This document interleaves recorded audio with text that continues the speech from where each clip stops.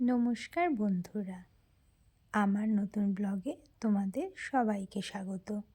আশা করি তোমরা সবাই ভালো আছো। তোমরা নিশ্চয়ই দেখে বুঝতে পারছো এটা ঠিক কোথায়।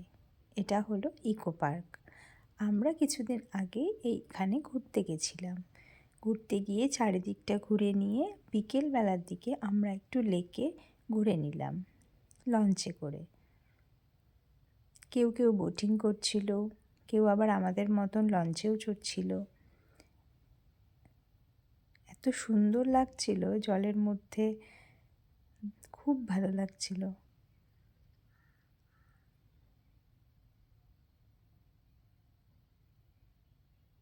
ভেবেছিলাম আমরা বোটিং করব, কিন্তু সারাদিন এত ক্লান্ত হয়ে গেছিলাম যে আর বোটিং করতে ইচ্ছা করছিল না। তাই ভাবলাম সবাই মিলে আমরা একটু এই বোটে করে ঘুরে নিই।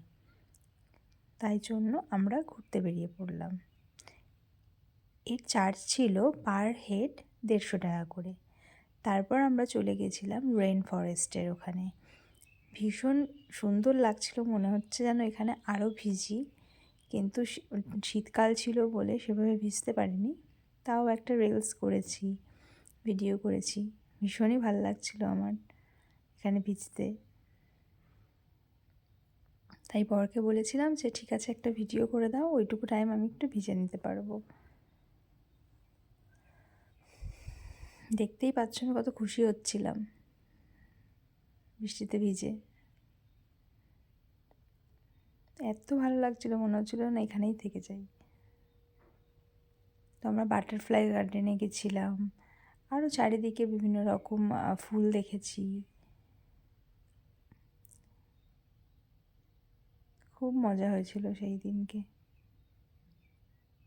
আমার বরকে বললাম যে আসো ভিডিও করি, ভেজো। না, ও ভিজবে না, তাই আমি একা একাই ভিজে নিলাম।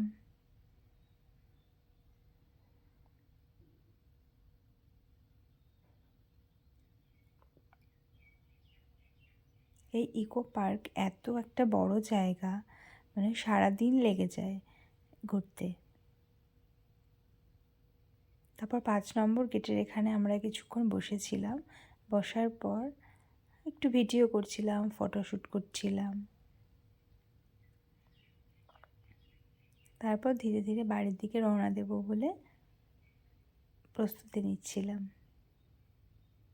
তো সেটুকু ভিডিও তোমাদের সাথে শেয়ার করলাম।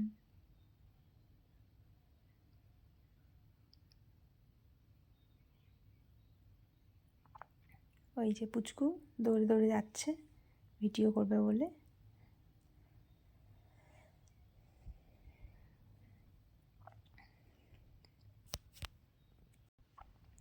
এত সুন্দর এই জায়গাটা, দেখে নাও তোমরা। ওইদিকে দেখো, এখানে একটা রিসর্ট মতো রয়েছে, যেখানে হচ্ছে অনেকেই আসে থাকে।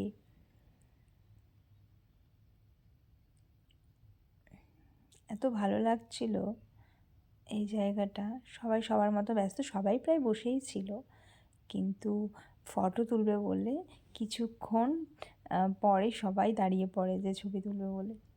জায়গাটা খুব সুন্দর লাগছিল।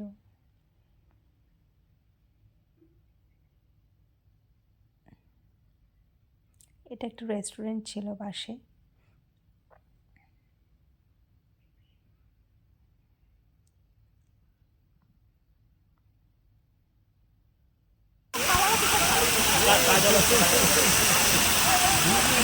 চলে গেছিলাম রোজ গার্ডেন। এত সুন্দর মানে রোজগুলো হয়ে আছে যে তোমরা না দেখলে বুঝতে পারবে না। এত দারুণ, সাধারণ সাধারণ, আমার ভীষণ ভালো লেগেছে।